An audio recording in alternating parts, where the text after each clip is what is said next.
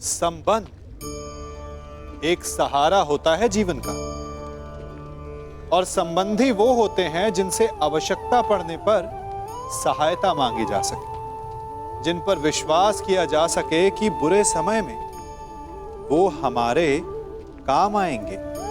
कभी ऐसा भी हुआ होगा कि आपके पास कोई सहायता मांगने आया हो, या ऐसा भी हो सकता है कि आप किसी के पास सहायता मांगने गए हो। परंतु प्रश्न ये उठता है कि क्या केवल किसी के मंतव्य में उसकी सहायता इसीलिए कर देनी चाहिए क्योंकि वो आपका संबंधी है? अब आप कहेंगे कि ये कैसा प्रश्न हुआ? तनिक सोचिए, एक अस्त्र बनाने वाला जब अस्त्र बनाता है तो ये अस्त्र किसको देना है उसका अधिकार उसी के पास होता है। वो चाहे तो ये अस्त्र किसी को भी दे सकता है, वो एक सैनिक को भी दे सकता है या एक डाकू को भी, और यही अस्त्र दो भिन्न कार्य कर सकती है। यदि डाकू के हाथों में आ गई तो उसका भय दिखाकर वो लोगों को लूटेगा, निरपराधों का रक्त बहाएगा। सहायता करने वाले की भी अवस्था ऐसी ही होती है।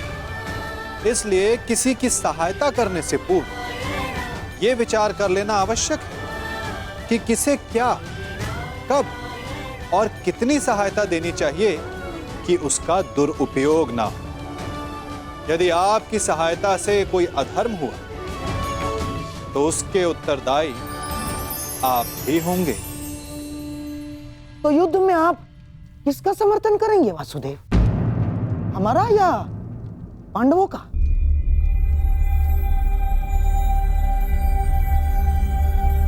उसका गांधार राज जो मेरे पास सर्वप्रथम समर्थन मांगने आएगा।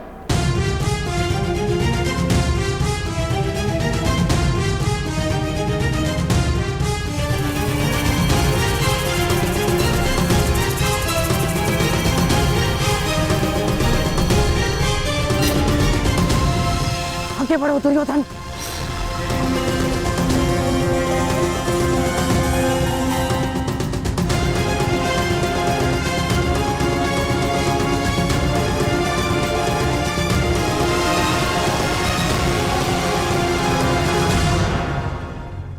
वासुदेव, दोनों पक्ष आपके समक्ष सहायता मांगने आ गए हैं।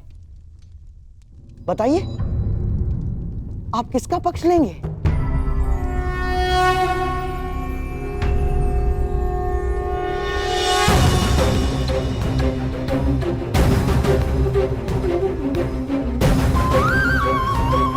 ये विचारों की सहायता नहीं है गांधार राज, ये युद्ध के लिए मांगे जाने वाली सहायता है जो मुझसे नहीं द्वारिका से मांगी जा रही है।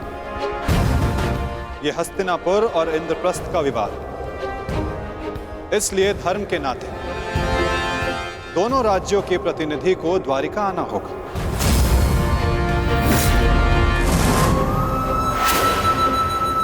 और जो सबसे पहले द्वारिका आकर मुझसे समर्थन मांगेगा वो महाभारत में मुझे अपने साथ खड़ा पाएगा।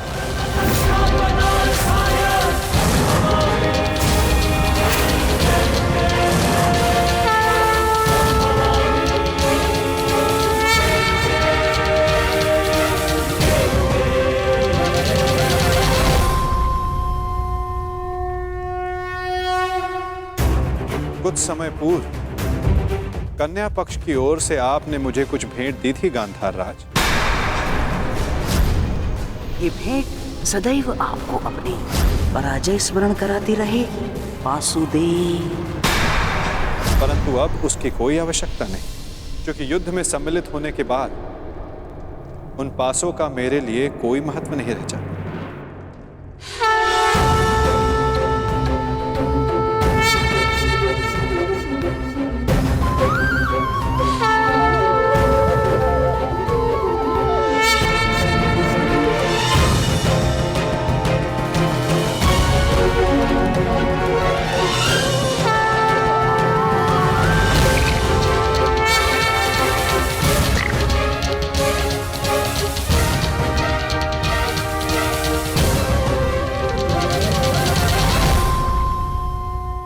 वैसे भी ये चौसर का खेल नहीं है गांधार राज।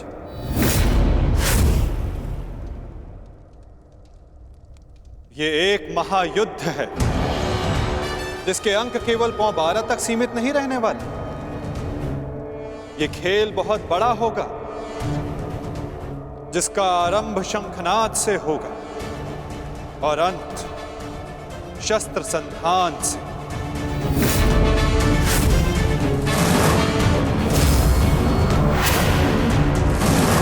न्यायानाम् अधिकाराणां प्राप्त्यर्थं साम्राज्यार्थं योग्यस्य वा अयोग्ये बन्धमिदं सत्याकृतयोः।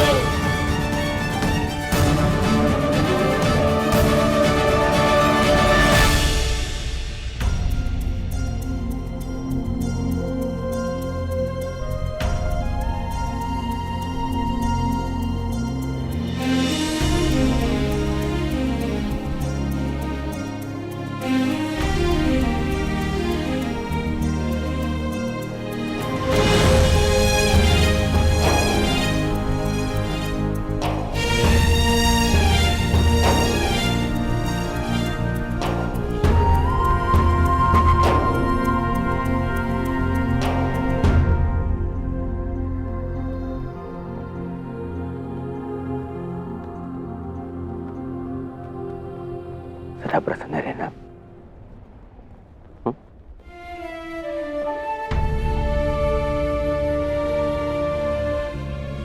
तुम्हें उसकी चिंता करने की कोई आवश्यकता नहीं है युवराज दुर्योधन।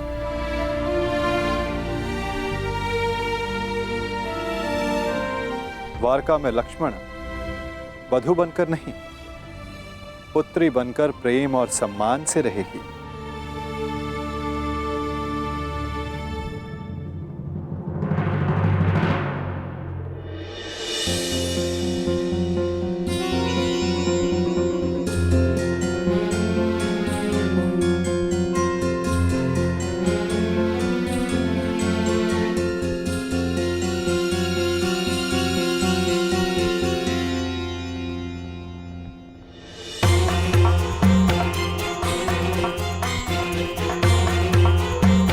लगता है दुर्योधन विवाह की रीतियों को पूर्ण करने में थोड़ा संकोच कर रहा है।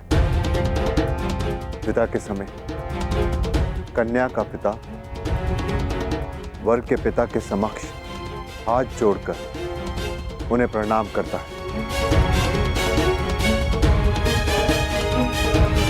और वासुदेव को प्रणाम करें।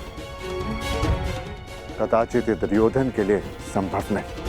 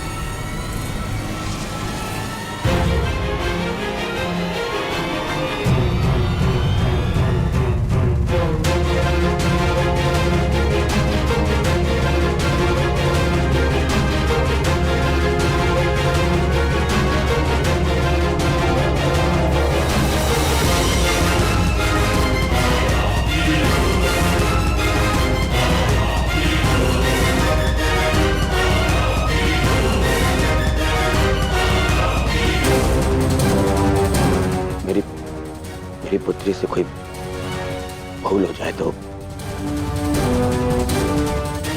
उसे क्षमा कर दीजिएगा।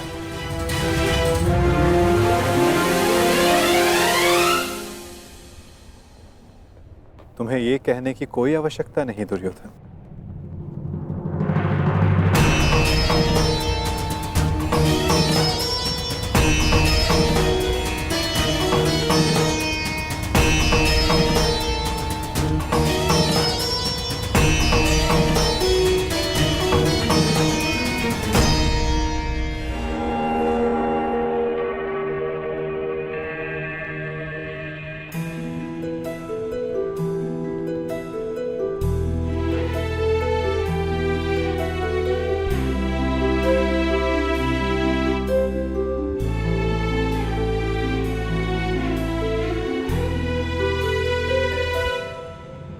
ज्यादा सौभाग्यवती भव।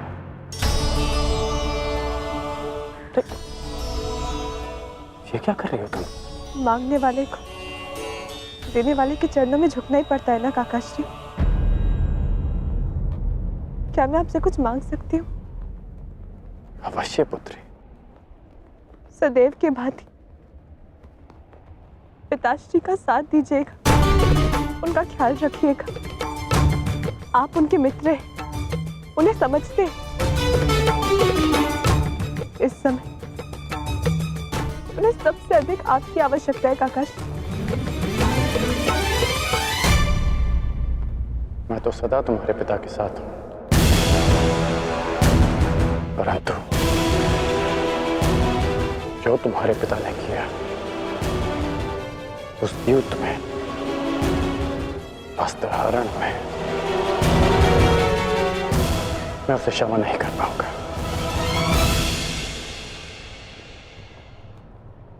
आपको उन्हें क्षमा करने की कोई आवश्यकता नहीं, परंतु पिताश्री को आपकी आवश्यकता है काकाश्री। उन्होंने जो भी किया उसके लिए आप उन्हें क्षमा मत कीजिए, परंतु केवल मेरे लिए, अपनी मित्रता के नाते।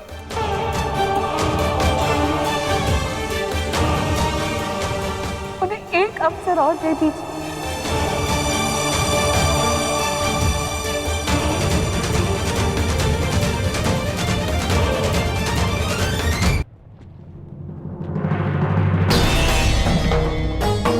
आज्ञा दीजिए गांधार नरेश, द्वारिका प्रस्थान करने का समय हो गया है।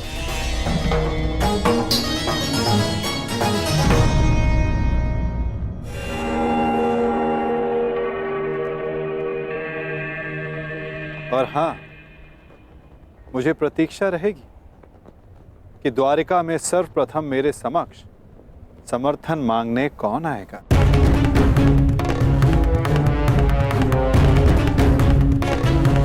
प्रणिपात।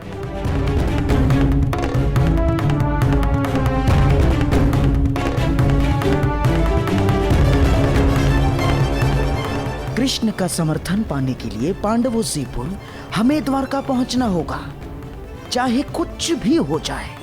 चाहे कुछ भी हो जाए, वासुदेव कौरवों के पक्ष में नहीं जाना चाहिए। चिंता मत करो भी, वासुदेव का समर्थन हमें ही मिलेगा। दुर्योधन से पूर्व मैं जाऊंगा वासुदेव के पास। तो ठीक है ज्येष्ठ, मैं भी आपके साथ चलूंगा। नहीं भी, तुम्हारी आवश्यकता यहां पर है और मैं चाहता हूं कि तुम और अर्जुन यहां रहकर अपने अनुजों और द्रौपदी की रक्षा करो। द्वारका के लिए मैं प्रस्थान करूंगा।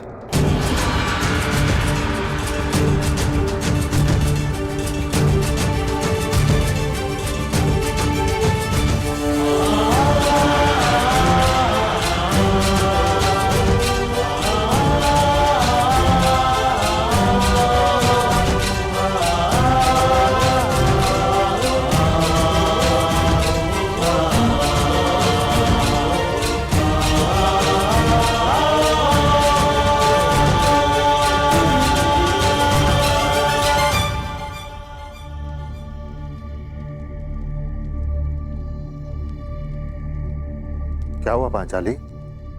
मैं आपकी इस यात्रा में बाधा नहीं बनना चाहती आर्य, परंतु मुझे ये लगता है कि आपका द्वारका जाना उचित नहीं है।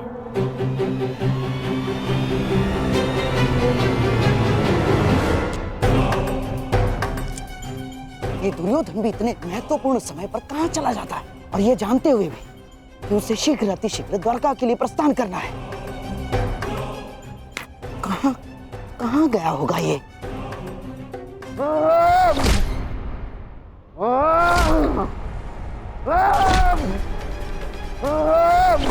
दुर्योधन!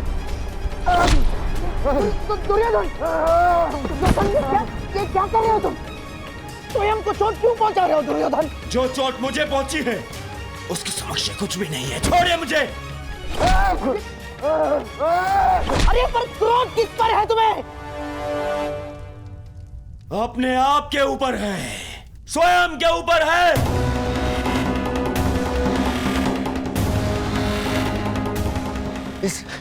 इस ग्लानि को मैं सहन ही नहीं कर पा रहा हूँ कि मुझे उस वासुदेव के समक्ष हाथ जोड़ने पड़ गए। जी यहाँ तो कब ये हाथ जोड़ने पड़ गए। क्रोध पर वश रखो दुर्योधन। ये बौखलाने का समय नहीं है दुर्योधन, संभालो अपने आप को। कैसे संभालूं अपने आप को?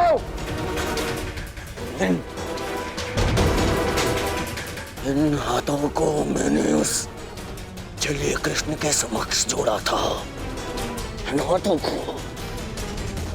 परंतु अब ये भूल दोबारा नहीं होगी। दोबारा नहीं होगी क्योंकि अब इन हाथों का अस्तित्व ही नहीं रहेगा। इन हाथों का अस्तित्व ही मिटा दूंगा मैं। इन हाथों की आवश्यकता है अभी दुर्योधन। युद्ध में शत्रु का वध करने के लिए मूर्ख मत बनो। पर यही हाथ शत्रुओं के सामने जोड़ने पड़े ना मामाश्री। यही हाथ।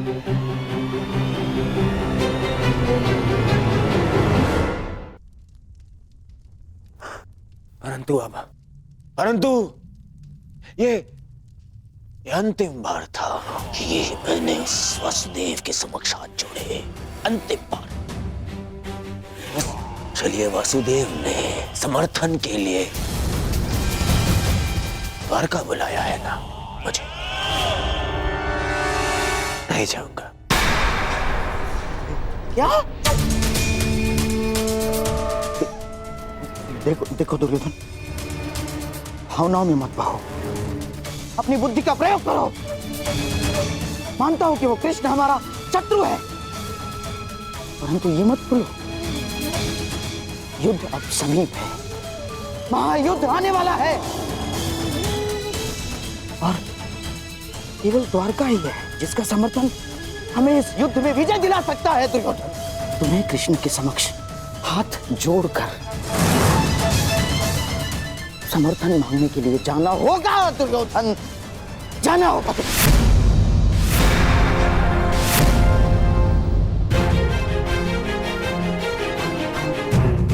आपने सुना नहीं मैंने क्या कहा? मैंने कहा मैं उस कृष्ण के समक्ष हाथ नहीं छोड़ूंगा। नहीं जाऊंगा तो नहीं जाऊंगा। उसे पांडव को समर्थन देना है ना, दे दे। मैं केवल इतना जानता हूं कि मैं उस कृष्ण से समर्थन की भीख मांगने के लिए नहीं जाऊंगा। परंतु ऐसा क्यों? ज्येष्ठ का द्वारका जाना उचित क्यों नहीं है? इन्हें शीघ्र ही निकलना चाहिए। यदि हम समय पे द्वारका नहीं गए तो दुर्योधन को वासुदेव का समर्थन मिल जाएगा। और तुम ये मत भूलो कि मैं कुछ नहीं भूल रही हूँ वृकोदर, ना अपने खुले केश, ना ही अपनी प्रतिज्ञा और ना ही वो अपमान। और ना ही मैं ये कह रही हूँ कि हम सब द्वारका ना जाएं। मैं केवल ये कह रही हूँ कि आपका द्वारका जाना उचित नहीं है। तो फिर द्वारका कौन जाएगा?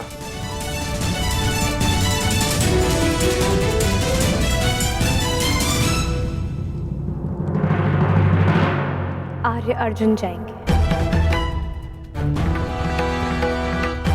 परंतु अर्जुन क्यों? ये प्रश्न स्वयं से पूछे आर्य भीम। वासुदेव सदा हमारी सहायता को क्यों आते हैं? क्योंकि न केवल आर्य अर्जुन उनके प्रिय मित्र हैं, परंतु उनकी बहन सुभद्रा के पति भी। और आर्य अर्जुन के वहां जाने से हमारा पलड़ा दुर्योधन से कहीं अधिक भारी होगा। मैं पांचाली से सहमत हूं। तुम्हारा क्या मत है अर्जुन?